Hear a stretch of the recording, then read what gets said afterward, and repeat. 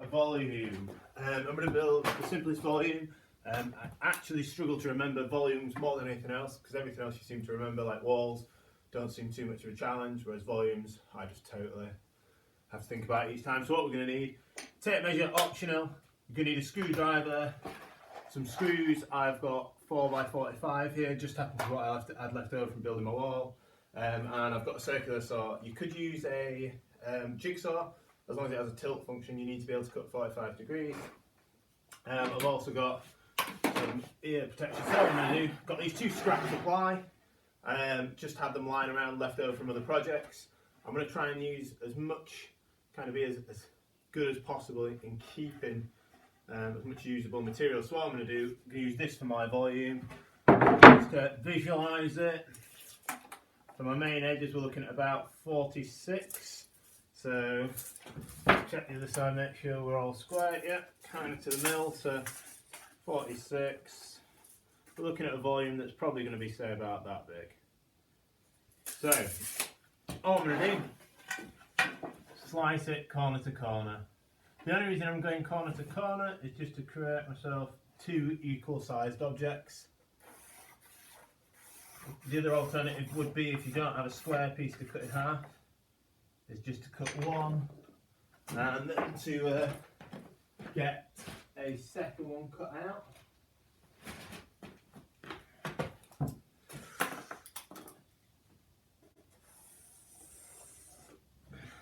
Sweet, got myself a mark.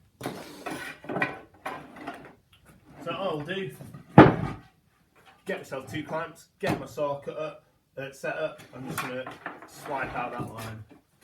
For putting stuff on, I love these blocks. It's literally just old Kingspan insulation, but it is absolutely fantastic because it doesn't matter, it doesn't damage saw blades if you cut into it. So whenever you see me doing anything, that's how I tend to put my boards on, just so I've got the material to go through. Right then, let's get cracking.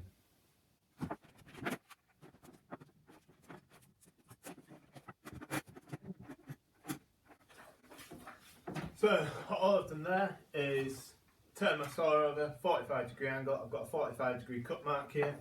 Just attach myself a batten with two clamps. If you don't have clamps, you could just screw a piece of wood to it, just something to run my saw against. So I've checked that everything lines up here, checked it lines up along there. The other way to do it, just measure your piece, and there we'll be able to see that actually the blade comes in about 8.3 while measuring on the top. The 45 mark is about 8.3. So then just going along, yeah, 8.3, line it up.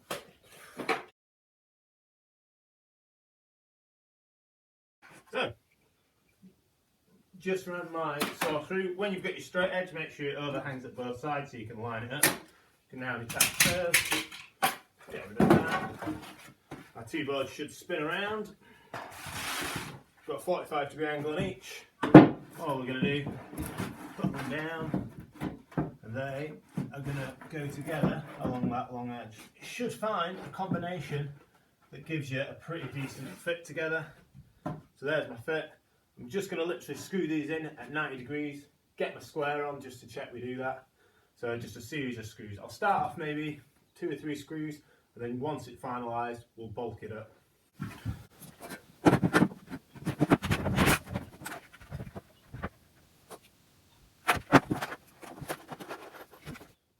When it comes to screwing these in, if you are using long screws, so as I am,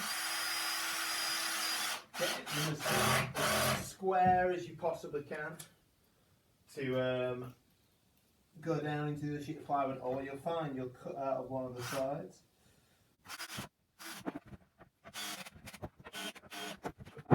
The volume now down. Checking the angles on the ends of these 45 degrees. They line up perfectly. Beauty of this being a 90 degree corner is that actually this section here is effectively just a corner out of this board on the bottom. So what we're going to do, get ourselves something flat. Take his volume, we're literally going to put it over the corner on the board, That's going to become at our corner. All we're going to do is mark this internal edge. So, give me one moment. So holding the volume pressed up against the side of the board, and we're literally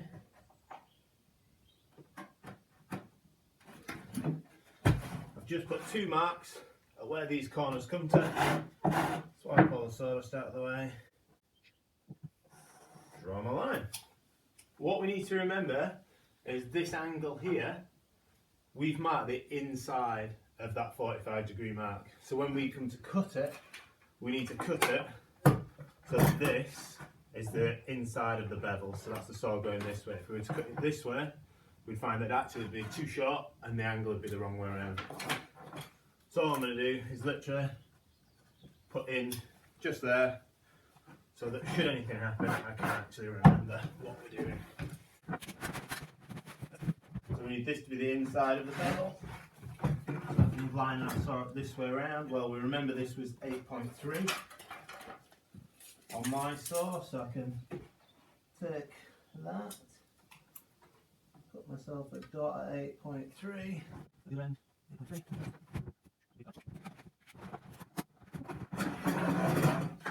Perfect.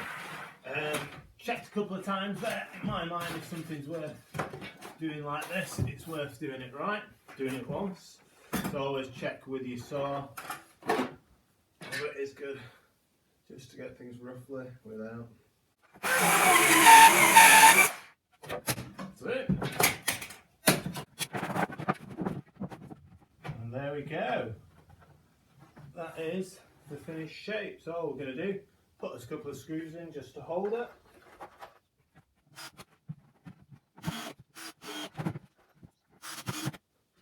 There we go. I've finished volume shape. All we need to do now is get those T-nuts in. I've assembled the volume before just to check, one, we're not going to have any issues. If we do mess up while cutting something, we've not drilled a load of T-nut holes, and then actually we might have to make the volume smaller or something daft like that. So it's time to start thinking about how we want it. Well, on this side, I'm going to go for a random scattering, so let's just go for, say, one just there. Let's have a series of a few along the back, eh? Give me some decent options. On these boards, I might actually make it for these ones and just come in. I'm going to come in my 10 centimetres. 10 centimetres. 10, 20, 20.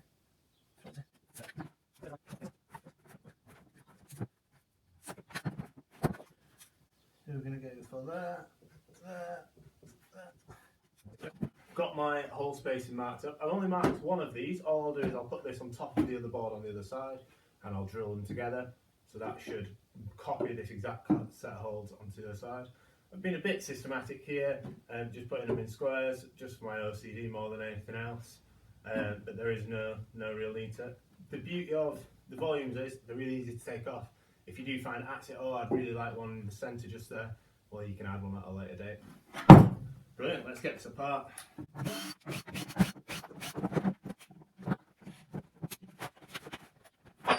I would normally use a corded drill to drill T-nuts, just so it's a lot less strain on a battery. But in reality, I'm not actually drilling too many here, so I'm just going to go for.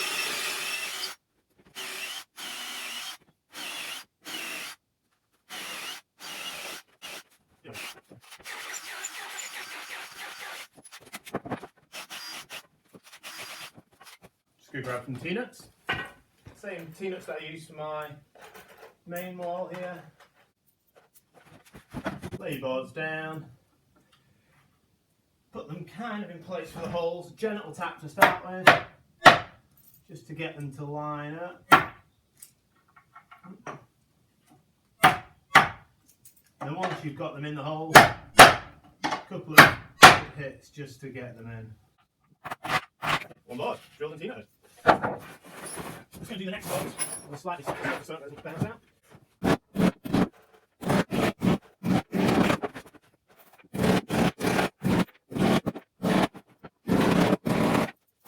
Okay.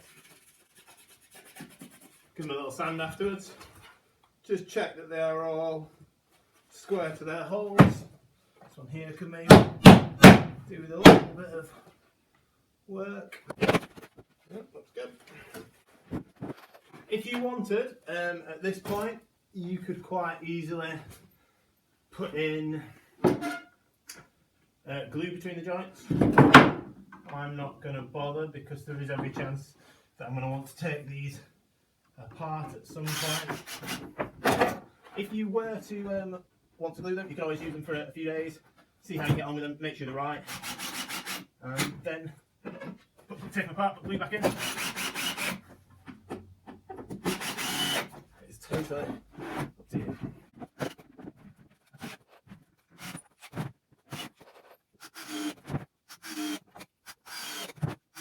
So amazingly then managed to cut out as I was putting the last screw in. So that is the volume now screwed together. All it needs is a bit of a sand and that's it finished. As you can see, it fits nice flush to the wall. I know I used to tape measure to measure in just to check where my battens needed to be, but there's no need, you can just offer it up to check that, so don't even need a tape measure. Quick sand, quick paint, and it's ready for the wall.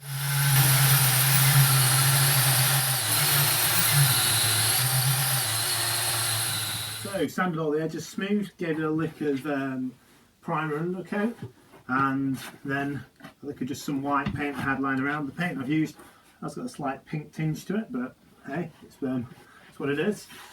I can put it on anywhere I want, so just put it on. All it is the case is just stick it on your wall, and then to drill a series of screws and just screw it, and literally a few screws around the edge on each side will be enough to hold that on. It can fit on any surface that's flat, and obviously just makes it a bit more interesting.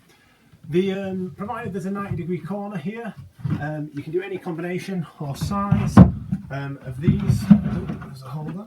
Any combination of sizes or shapes, it just seems to work. Provided this is 90 degrees corner here, and this is a 90-degree corner here, it will just be assembled using the method I've shown you. So yeah, just going to make some more now. If you're interested in how I built the wall, I've got a video on that as well.